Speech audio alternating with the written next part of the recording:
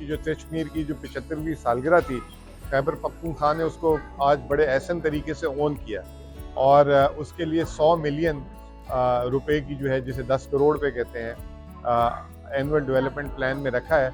और ये जो तिरछमीर की जो आज सेलिब्रेशन उसका इब्तिदा हो चुकी हुई है, अब उसके बाद ट्रेनिंग होगी। 70 लोग जो हैं पर तिरछमीर में जाएंगे, उनके जितने भी अखराजात होंगे वो खैबर पख्तूनख्वा हुकूमत उठाएगी इसका।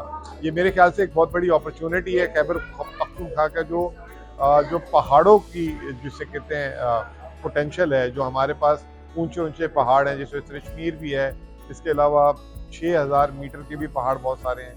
तो ये हम चाहते हैं कि जो खैबर पख्तूनख्वा एक कन्वेंशनल जो एक टूरिज्म से जो एक स्पेशलाइज टूरिज्म की तरफ भी चले जाए।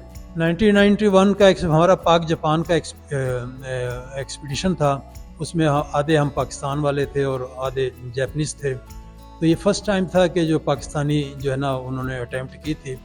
तो ये जब हम शाह गुरूम से होते हुए जब अपर तिरछमीर ग्लेशियर के ऊपर हम गए, वहाँ से फिर हम वेस्ट की तरफ से हमने ऊपर क्लाइम किया।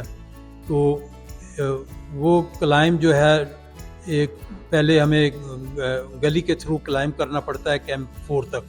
वो एक बड़ा ट्रेचरस किस्म का क्लाइम है, वो बगैर फिक्स रोप के नहीं है। उस गली में ये है कि ऊपर से लूज रॉक फॉल जो है ना वो बहुत आती हैं। तो वो 2-2.5 घंटे का वो क्लाइम है, उसमें हमें पूरा सेफ्टी गियर्स के साथ जाना पड़ता है। उसके बाद कैंप 4 पे जब आ जाते हैं तो उसके बाद फिर फाइनल समिट है। तो वो समिट जो है ना वो उसका रूट जो है ना बड़ा टेक्निकल है, वो मिलता नहीं, नज़र नहीं आता, समिट नज़र नहीं आती और रॉक्स हैं। तो वो एक फिक्स रूट है। आजकल तो गूगल आ गया है, गूगल से हम देख सकते हैं कौन सा जगह है, फिर उसको हम प्लान कर सकते हैं।